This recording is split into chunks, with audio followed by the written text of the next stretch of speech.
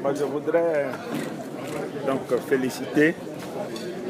tous les élus, tous les cadres, les chefs traditionnels des régions du Guémon et du Kabali, et particulièrement Madame la ministre Anne Ouloto, pour l'invitation qui nous a été faite pour venir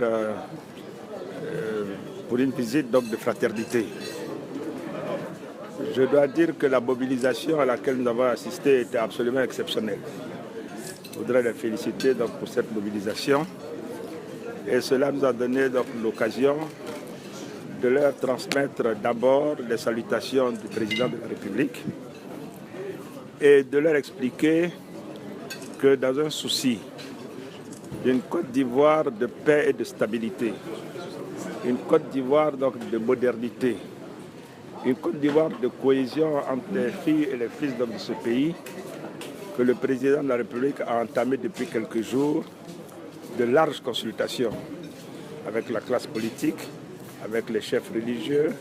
avec les chefs traditionnels, avec la société civile, en vue de doter notre pays d'une nouvelle constitution qui sera donc le socle qui permettra de faire en sorte que le progrès et le développement économique qui est le nôtre aujourd'hui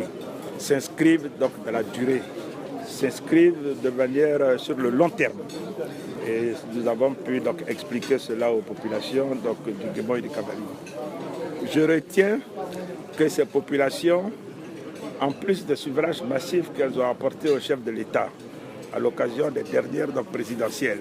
et je dois noter qu'en valeur absolue,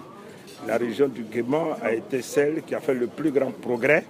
entre les élections donc, de 2010 et les élections de 2015. Nous avons donc profité pour les féliciter.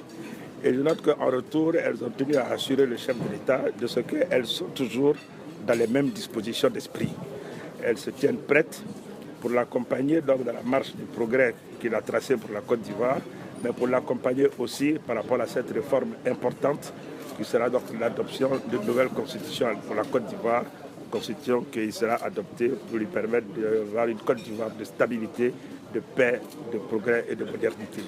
Donc je repars vraiment satisfait en me disant que ces populations sont totalement mobilisées autour du chef de l'État. Elles ont tenu parole en 2015 à l'occasion présidentielle, des élections présidentielles, et il n'y a pas de raison qu'elles ne tiennent pas parole, non seulement pour le référendum, mais pour l'accompagner durant tout donc, ce mandat. Je vous remercie.